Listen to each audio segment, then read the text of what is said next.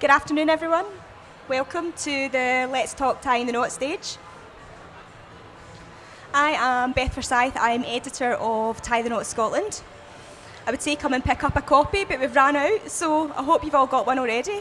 If not, you can subscribe online. So I'm joined on stage by three experts in their field. They're going to help us sort of cut through Pinterest overload and talk a bit into the sort of look of your wedding, the styling and the aesthetics. So from left to right, we have Lynsday Mackenzie of Clementine Weddings and Events. She's here today on stand 420E. Lynsday's a wedding planner and designer based in central Scotland, and curating fun-loving, inspiring and unforgettable events is her thing. Next up, we have Dobbie of Vstate Events. He has over 40 years' experience of dressing and styling weddings, and he's known for his eye for detail and passion for delivering stunning contemporary and classic wedding schemes. He dressed this area here beautifully, as I'm sure you'll all agree. And then on the far right-hand side, we have Cake Supremo Liggy of Liggy's Cake Company. She's here today on stand 423D. She's got branches in Bearsden and Stockbridge, and she knows everything there is to know about cake design. So first up, it's Lynsday. Thanks, Beth. Hi, everybody. Thanks for joining us today. I'm Lynsday, the founder of Clementine Weddings and Events. I'm a wedding planner based in central Scotland, but I work all over. Today, we're going to discuss how to figure out your wedding style. So I think for a lot of people that comes as quite overwhelming. I know for a lot of my clients anyway, they tend to approach me and say, Lynsday, we've got no idea where to begin. From Pinterest boards to blogs and Instagram, there's often no obvious place to start at all. So hopefully by the end of today you will feel confident in how to create your wedding style and how to express that on your wedding day. In my opinion, the easiest place to start is with the colour. That's every day, it's everywhere in life, from fashion to interior design, and it's also really important within your wedding style, from your flowers to your dress, your kilts, cake colour, table linen, everywhere. There's something called the Pantone colours, and every year they announce a colour of the year. So this year's is this lovely purple colour here, Very Peri. It's a quite vibrant but soft colour at the same time. And in Pantone's words, it's a colour that represents the hope seen throughout the globe during today's current climate. So think of it as a really positive and joyful colour. If you're planning wedding date number 2, 3, 4, 5 for COVID, you might want to incorporate this colour because it's got great significance. You're probably still thinking, okay, but how do we actually create our style? So before we go through this step-by-step guide, I like to break it down into 3 easy steps. We're going to touch base on 2 predicted trends for this year. One of them that works particularly well with Very Peri is, thank you, the Regency period. So think Bridgerton here, the use of lots of hues of blue, purples, lilacs, pastel colours, handwritten notes. So that could be your stationery, your invites on the day stationery, your maybe a lovely handwritten thank you note to your bridal party. Within your flowers, kind of English country garden inspired florals, trailing wisteria, the use of vintage china on your tables. And within the fashion, we're seeing that come through with the puffy sleeves, empire waistline, gloves, ruffles, and the use of ornate jewellery. So if you're planning a summer wedding, maybe in a manor house or a marquee, this style would really, really work for that. It's really soft, it's really romantic, but it's also modern at the same time. There's another trend that I like to call modern monochrome. So this is a trend that kind of works for the sort of edgy, chic type couple. The modernness is coming through in the minimal, less is more kind of signage that we're seeing. The use of a lot of rounded edges and arches in the shapes. Statement fabrics like bows and petals, and within fashion, lovely 2-piece wedding dresses or jumpsuits. And that could be for the bride, bridesmaids, mother of the bride, mother of the groom. As I mentioned, I think this works really well for a kind of modern city venue, perhaps a large industrial space where it's a big open space and you'd really need a bold design to come in and really make that, transform that space. So these are 2 predicted trends, just to give you a little bit of inspiration. But if we were to touch on a step-by-step guide on how to get to this point, I always say you should start with your colours and the words.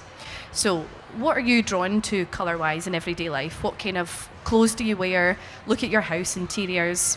And then you want to decide, will I go down the everyday me or will we go something completely different? You then want to design a colour palette. So that's 3 to 7 colours that you'll use throughout your wedding style. And they are designed so that they'll complement each other. So a mix of bold and soft colours work really well. You then want to decide on the words to describe your wedding day. So is that a bohemian wedding, a beach wedding, a traditional wedding? Step 2 is about gathering your inspiration.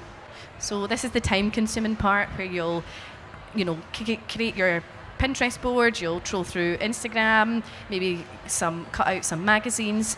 And I also say to my clients, try not to overthink this stage, just simply save what you like. So if you're planning a bohemian wedding, just save any images that relate to that theme. You also want to decide on the formality of your day. Now, a lot of people say to me, okay, well, it's a bohemian wedding, so it's got to be quite casual and informal. That's not true. You could plan a black tie, very elegant, very luxury feel of a bohemian wedding if that's what you want to do. Step 3,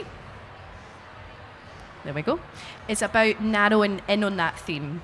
So it might seem a little pointless, but believe you me, it's not. Step 2 is about gathering all the inspiration, but it's then time to narrow in on what you like exactly about that style. So let's say you're planning a rustic wedding. I've often seen a lot of Pinterest boards where there's a mix of styles throughout. It's not quite clear what they like about the rustic style. So you might have saved lots of images using pampas grass or hay bales.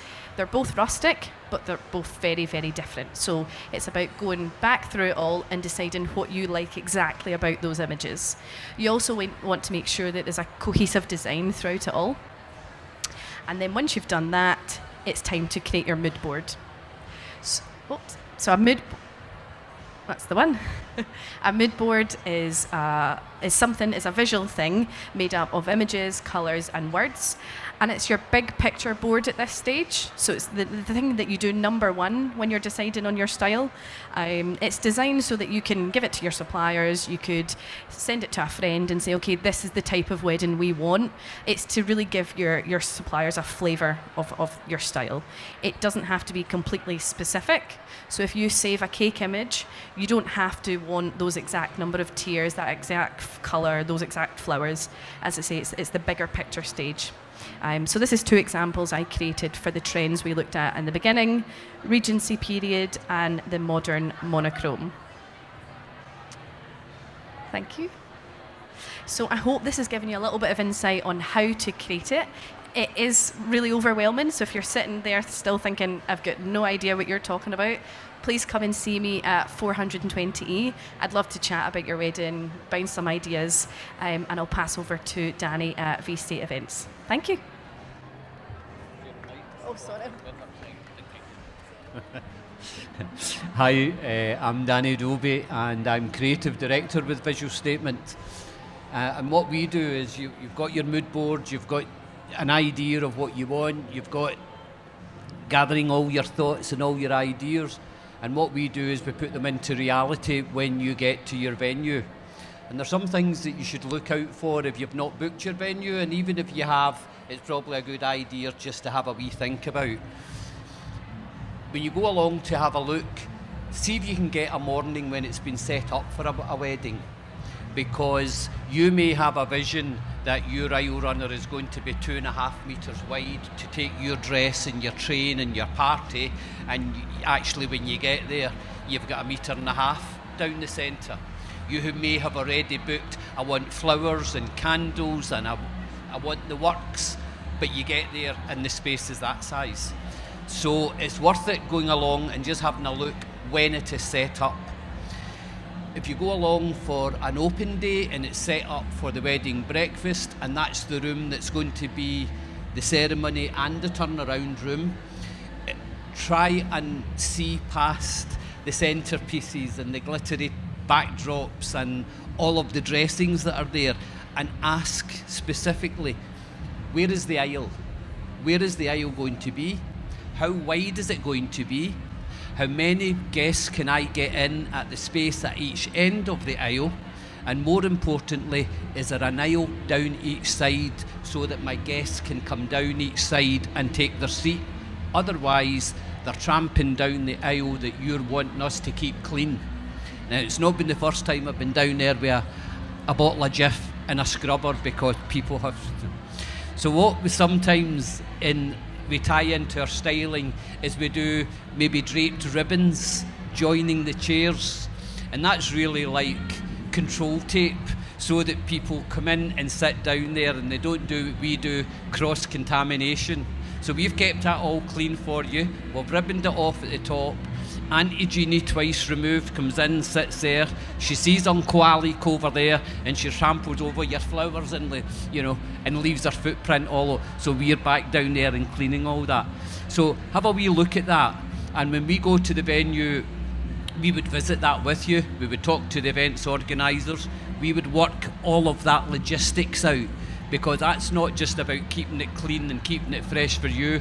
It's about crowd management. I know we don't want to we say that we're guests are a crowd, but we want them all to be moving a free flow from space to space, especially if they're going from one room to the other. There are some venues, when you see them dressed for the wedding breakfast and they are the ceremony room, you don't notice that there's a pillar, and that pillar is where the venue prefer to have the aisle. So you're rubbing shoulders with a pillar. So that's why I say go and have a look at it, ask the question. If you don't want to ask the question and you've booked our service to come and dress the venue, we'll do all that for you. We'll do the asking. We'll be the middleman. I want to meet the events person. My contract is with you, not with the hotel. I want to make sure that I'm giving you what we've discussed and what we've decided down to the T. And that's very important. We would also then, if the room was to be turned around and you've came and you've chosen your centerpieces to go with your theme, we make sure the centerpieces are all placed perfectly. We don't leave that for the venue to do at all. My contract, as I said, is with you. I don't expect the wee boy who's going to be serving you your soup to be putting the centerpieces on the table. Equally, I'm not serving you your dinner. So we've all got our jobs to do. The most important person on that day is you and the groom, or you and your partner. And you're the main players, but you're not available to fix the fine detail. If you were running an event and it wasn't a wedding, you would be the person that they would all come to. What do we do? What do we do? This has happened, this has happened. Because you two are busy doing what you should be doing and enjoying the day, we take that on for you. So we take that mantle and we make sure that we make it happen the way that we discussed that it was going to happen. Then when you look at the breakfast, when you look at you go for the wedding breakfast and then the room's going to be turned around and then you say, but we're going to add another 4 tables for evening guests. Well, you're going to have to think, am I going to have to take another 4 centerpieces for the evening guests, or do I don't do that and I transfer the centerpieces onto every second table, or do I just remove all the centerpieces and put something more casual on the table that perhaps the venue would give you a candelabra or a cluster of candles, and then you're creating another look, in which case that's a good way of doing it, and it means all of your guests, you don't have a poor table, at least they're all looking the same. And so these are the logistics that we will make sure that if you choose one of our looks, and as I say, we create them, we hand make them, they're not available online. If somebody sells you online, it's the black market, because we make them. And we'll create a look, and we can look at a room. Our background originally was theatre. And so we know how to look at a stage and put in a stage set, and how to create a dream, and how to create an illusion, and how to do all of that.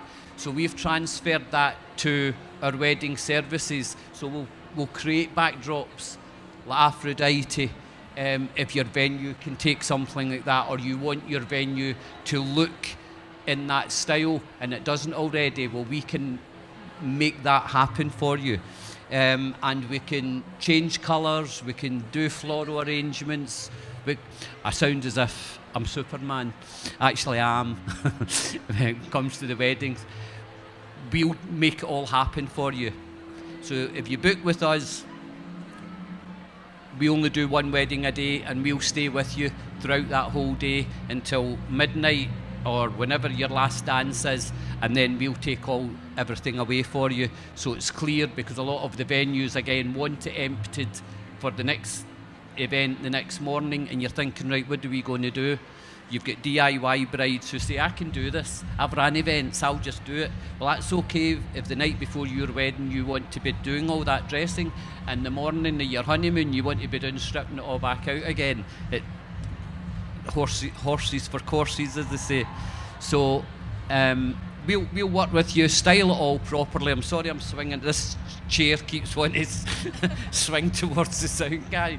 Right, hold myself together. And walk the walk with Vstate Events. We'll be with you every step of the way, from the booking till you leave your venue. Thank you. Now it's nice stuff, cakes. Yeah, over to Liggy from Liggy's Cake Company. Hi, as I say, I'm Liggy from Liggy's Cakes. So we have a place in Edinburgh and also places through here in Bearsden. Just to give you a bit of an idea about our most kind of commonly asked questions when it comes to booking your wedding cake. So obviously, the first thing is, when do I need to book my wedding cake? We have people that book up with us obviously far in advance, but really you want to be thinking about your cake no later than sort of 6 to 9 months before the wedding. It's obviously a case of usually booking in your tasting, and then you'd come in and you'd try a variety of kind of most popular flavours, and then we would really go from there in terms of design. So the wedding cake is sort of one of the most, we think, one of the most fun and kind of standalone elements of your wedding. Couples don't have, a lot of couples do choose to tie it in with their theme, as you would expect, but you can really go with something that is just really speaks to you. And I think, couples sometimes say, well, it's not really matching exactly, but we really love this sort of feel, and this is what the look we're trying to create. So whilst we do say, obviously, it's good to take it in your overall venue and things, ultimately it's your wedding day and it's your wedding cake. So we encourage couples to really have what they would like as well. So first things first, the main thing you need to look at with your cake, usually people want to ask, is how big does my cake need to be, and how many guests I need to serve. The basic answer we recommend is about 75% of your guests. So you don't need to serve everybody food. You probably also want to think about things like, are you going to be serving other evening food? Are you doing like a buffet? Are you doing, tea and coffee and, sort of cheese board? Because obviously the more food you have, the less really you need to have cake for every guest. So we say 75% of your evening guests, of your day and evening guests combined, is absolutely ample for your wedding cake. The only case where that's not what we would sort of recommend is if you want to keep any of the cake. So sometimes people decide they want to keep the top tier of their wedding cake. They can often decide that they want to take some for like a brunch or something that they're doing the next day, or even just have some to have with their family. Obviously, you want to take that into account at the time that you're booking it in to make sure you've got enough. So once you've decided what size you need for your guests, we often look at what size is actually going to look right in your venue. So obviously, if you're getting married in a really grand hotel ballroom, we do a lot of weddings, it's sort of really large hotels, and they're really, really grand, and maybe you're having 100 guests, but you don't want to have a 3-tier cake, which is all you would actually need. We use dummy tiers, like this sort of style that we've got here. Actually, you can see on the screen, is really, really popular design, and we use dummy or faux tiers to give extra height to the cake. So you obviously are only needing portions, maybe 3 tiers is cake, but then we can make a 5 or a 6-tier cake that really gives the couple that look that they're after. And more recently, we've also done the reverse of that, which is couples that are getting married in more informal, rustic kind of byre or barn style weddings, who maybe are having 200 guests, but they don't want to have they don't want to have a 6-tier wedding cake because it doesn't work with the aesthetic and it doesn't work with the style of their day. Those people, we would often create for them like a 3-tier cake or a smaller cake or something a little bit more along these lines, something a bit more rustic. And then if they need extra portions, these are provided in a sort of slab form that goes straight to the kitchen, and then obviously that can turn their 3-tier cake that would normally serve 100 into a sort of 200 portion cake without them having to have something that maybe looks in their mind a bit ostentatious or a bit bigger than they would potentially want. So that's a really good tip for having something that works in the venue as well. Obviously, I've touched there on buttercream and fondant cakes. We do a variety of both. I would say it used to be more traditional that you would have fondant cakes for quite a formal style wedding with like sugar flowers and a lot of sugar work. Buttercream obviously is incredibly delicious. It is very, very palated, and we can texture it, we can ridge it, we can kind of have lots of effects with it. It's a more relaxed finish, and it's often dressed with fresh flowers, which we find, a lot of people are liking, as I say, in that more sort of byre, barn style, marquee style wedding. It all works really, really well. But obviously, again, it comes down to really having what you would like and what you would choose. And obviously the other thing just worth touching on is people ask us a lot of the time, is heat an issue? So buttercream, people have a bit of a panic. Is my buttercream cake going to melt? Obviously, Scotland is not known for its super hot summers, but it is occasionally an issue. So in that case, if you're something you're worried about, or you were thinking about doing a July marquee wedding, we would recommend you probably didn't have a buttercream cake, or if you did want to have one, that you definitely thought about where it was going in the marquee, not in the window or not in a kind of clear area of the marquee, because effectively they can be greenhouses when they warm up. So but obviously that's something that we speak to your venue about, and we liaise, and we would obviously make sure we would never set a cake up somewhere where it was going to be an issue. The other option that you'll have all seen, I'm sure, if you're on Pinterest, is the naked cakes, the sort of either naked cakes where the sponges are on show, or where the tiers are slightly polished, and they're obviously really, really popular, and give a great kind of really delicious looking cake for your wedding. So a lot of couples choose them, and really we find that when they're cut at the end of the evening, guests make a real beeline because they've really been aware of this cake, as opposed to kind of 3 or 4 tier white piece of artwork. Everyone is sort of saying, when's the cake getting cut, like are they going to cut that cake, etc. So we find that the naked style and the buttercream style are always kind of high on guests' radar of what's happening with the cake, which is always good to hear. In terms of flavours, obviously most couples decide to have a different flavour for each tier. So some of our more popular flavours, we do strawberry and prosecco, for example. We do raspberry and coconut, a salted caramel, lemon and blueberry, which we were sampling today over at the stand. I think it's all gone now, but we've probably got something that we're sampling if you want to pop by. And guests usually like to have a bit of a mixture, and also that's a nice time to bring in some seasonality. So you can think about what time of year you're getting married. Often people go, chocolate and cinnamon and things in the winter. They go lighter, they go strawberry flavours and lemon flavours in the summer. So it's a really nice time to kind of think about what reflecting the seasonality in your wedding, as well as obviously the style that you're going for. And then in terms of just finally, what I would say is, in terms of cake staging, so this is a kind of something that we're getting more and more involved with, and people are asking more and more about, is what happens when the cake is displayed.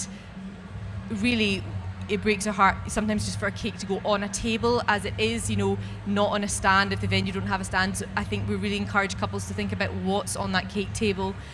Is the cake going to be displayed with flowers around it? It's really nice if you've got your bridesmaids there to get your bridesmaids to put their bouquets down around the cake when the cake is displayed, and then that almost has your flowers around the cake, and obviously without having to go to the extra expense of floral arrangements and things, it's just a really nice soft way of kind of setting your cake.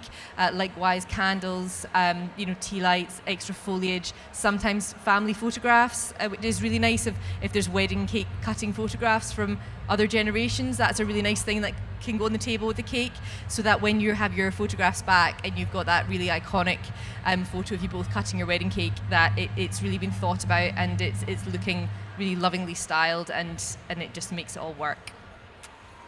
That's me.